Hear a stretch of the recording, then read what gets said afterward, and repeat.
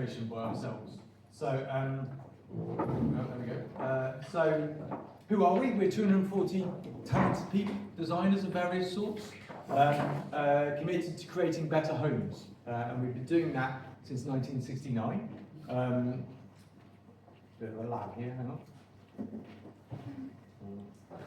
I might go old school and use the keyboard. There we go. Right, here we all are, stood in front of the building. So we were Employee of the Year in the AGM 100 for 3 years in a row, and then went on to win Tracks of the Year. So we're very proud of that. So I thought I'd put that up. And we're also a B Corp certified, which means we really hold a lot of store by looking after the environment, looking after each other in the broadest sense of the words.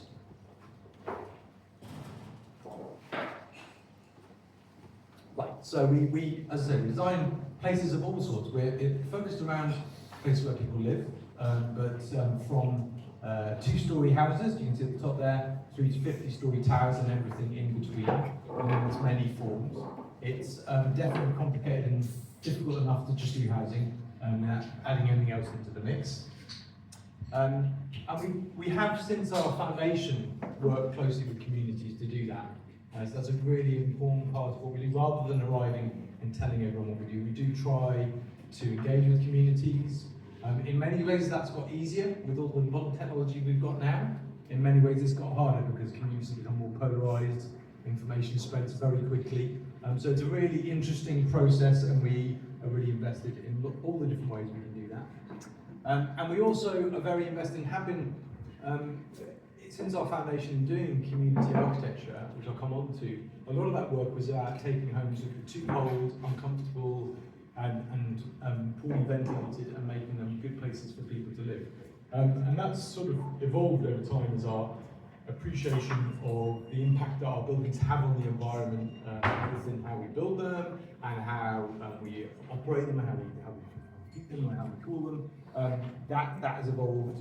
And that then led to involvement in building homes and factories, which is something we're really fascinated in. You may not believe it, but we are the world leaders in this country in building homes and factories. We've built 7 of the tallest modular buildings in the world are in this country. So a really fascinating area of innovation that we've led on as a country, and we don't hear anything about it. So it's something of a surprise to me that we don't make more of something like that. So lots of the buildings on here built in factories, fantastic for quality, much better quality because you haven't got to try and build it on a wet, cold day on site.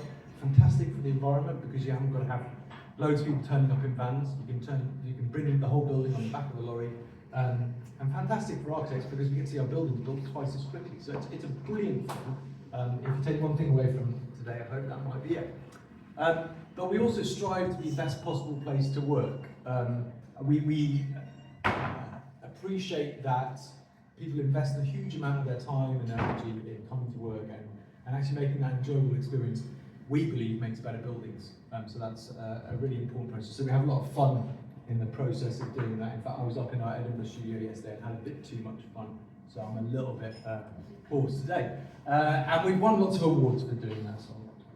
So here, I would say here some of the practice are back in this must be 1976, because that's when Ben here, who was supposed to be doing the talk but couldn't make it today, joined the practice. We've got Bernard Hunt and John Thompson there, the two founders of what was Hunt Thompson Associates, and became HTA. There's a little bit more about that in a bit. And we were founded on the idea of community architecture. That was, up until that point, architects had turned up on estates and told people what was going to happen to them.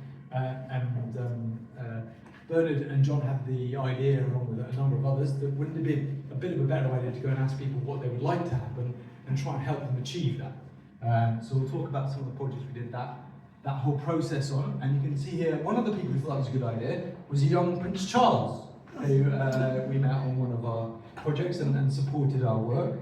And we had great fun doing it. And many of those projects, and you can see Leaveview House in Aberdeen and Mansions on there, which I'm going to talk about in a minute, were in Hackney. And so our foundations, whilst we were founded in Camden, a lot of our early work was in the borough, and hence, I think, one of the reasons for coming along today. And when I suppose another key thing about our foundation was food. So when we turned 50, rather than have a monograph of all the wonderful buildings we designed, we had a cookbook, which was all of our favourite meals. And that's why you're sat here today, because this is our dining space where we all sit down every day, have lunch, talk to each other, find out what each other is doing. And I think that's an important part of reflecting the culture of the practice still. It started out in the partners' kitchens when we were a much, much smaller practice, but we've kept it going ever since. So the first project I'm talking about is Navarino Mansions. All the projects are within a stone's throw of where we are today in Hackney. So this was a project we got involved with where the existing buildings were built in 1905 and were much loved, but were in need of some modernisation. A theme that runs through a lot of the work we did in the early community architecture stage of the practice was that these wonderful buildings were designed for a very different time, for very different life needs, and people wanted to retain them. The communities were very much in love with their buildings, but they weren't doing what they needed them to do anymore. So particularly in this case, we worked in two phases. The first phase was to convert quite a lot of the upper parts of the building to be more suitable, particularly for the elderly. They'd never been thought about for that. So we introduced some common rooms and some sheltered housing spaces so people could be looked after as they sort of advanced in years. And then the second part of the project was, and this is a very common theme through the projects, we would take the ground floor flats, which were often quite problematic from a social point of view, with people coming right up the windows, and we would convert them into maisonettes. So you'd have a ground floor living space, introduce a stair, and then have bedrooms upstairs. And that really helped solve a lot of the problems with these sorts of buildings. Sorry, I realise I'm probably going on for way too long. A second project we did, which was this a bit further north in the borough, Leaveview House, where we worked with very closely with local residents. So when we went to the estate, 90% of people wanted to leave. By the time we'd finished our works in 1985, 90% of people didn't want to leave. So it was a complete switch around. And again here, the two things we did was introduce lifts to allow people to much more easily access their homes at the upper floors, and to introduce maisonettes at the ground and first floor so that families could be introduced and that there was much more privacy for the ground floor units. So I'll quickly try and run through. So German Hospital, a beautiful building built in 1863, as you can see up there. Beautiful green building, so that helped me out because I couldn't remember that. It was built for the German population in Hackney who needed somewhere to go to hospital. But by the 1980s, it had rather run out of steam in terms of the facilities weren't very good for modern healthcare. So we became involved with Peabody and Newron in converting it into a mix of sheltered accommodation and mental accommodation for local residents. So, again, maisonettes to the ground floor of this one. And then finally, so in this, I can tell you started in 1998, although we finished in 2007, because I joined in 1998, and on my first week, I went with Mike Diath, one of the partners, with a police escort to go and look around the Pembury estate, and was taken into the basement car park, which was a pretty scary experience. As a young architect who never thought this was what he'd signed up for. It was a fascinating, different type. This wasn't a place which was particularly loved. It was very much a problematic area. But again, through the process of making private gardens, introducing stairs and lifts, and introducing ground floor mazes, we managed to turn it from a very problematic area into a much more loved area of housing. And then just finally, I'll wrap up with this building, 75 Wallace Road. Another first, so I talked about being world leaders in modular manufacturing.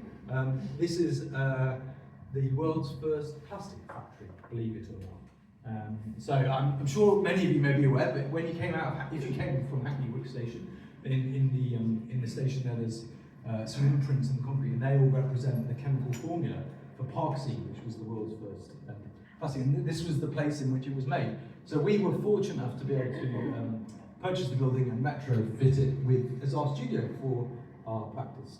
I'm sure you all know where it is, but we're part of the conservation area, so this was quite a helpful slide. And then part of the whole regeneration that's come out of the Olympics, and what a wonderful place it is to be.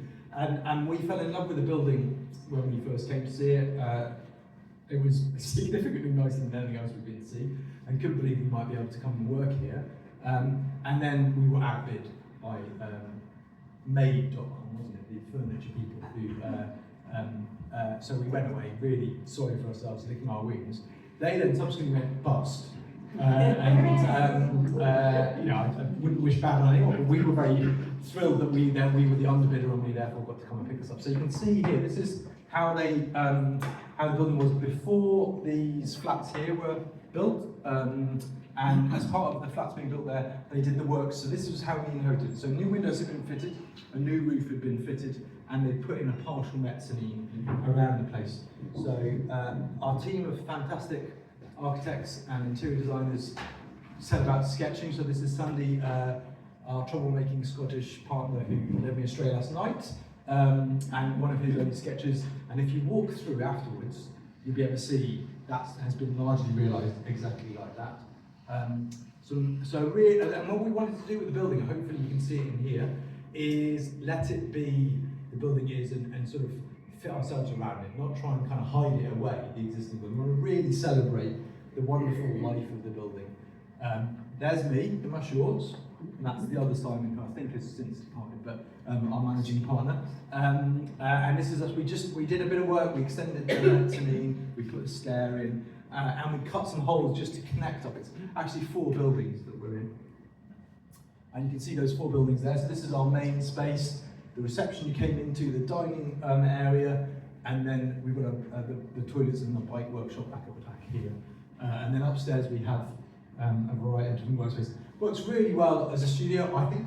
It took me about a year to adjust because it feels too relaxed. One of the previous workspaces, everything was very hectic and we were all on top of each other. But here it always feels very pleasant, and there's all sorts of different places you can go and work depending on your needs. We're all hot desk and move around you. So you can see there those 4 buildings. As part of our retrofit, we added solar PVs and we've just put a second bunch in, and we've done everything we can to make it sustainable within the fabric of an existing building. So that's something that really interests us, as I mentioned earlier. And just a few views to wrap up with how it is today. So that's, you'll remember the view where I was doing my shorts down here. That's with our extended mezzanine and the staring. This is a typical lunchtime. Everyone's sort of sitting on top of each other. The entrance, you'll remember, and then we have some great bike facilities and showers for getting into work, the different spaces. And I'm just going to wrap up. So we've had weddings, we've had film, we had a Bollywood film filmed here, which was very exciting. We've had weddings, we've had elves, we've had parties, we've had everything. It's been great fun. So you're welcome to enjoy the space. I'll be around for a little while if you've got any questions, and I'll do my best not to fall away in the meantime. But yes, over to you.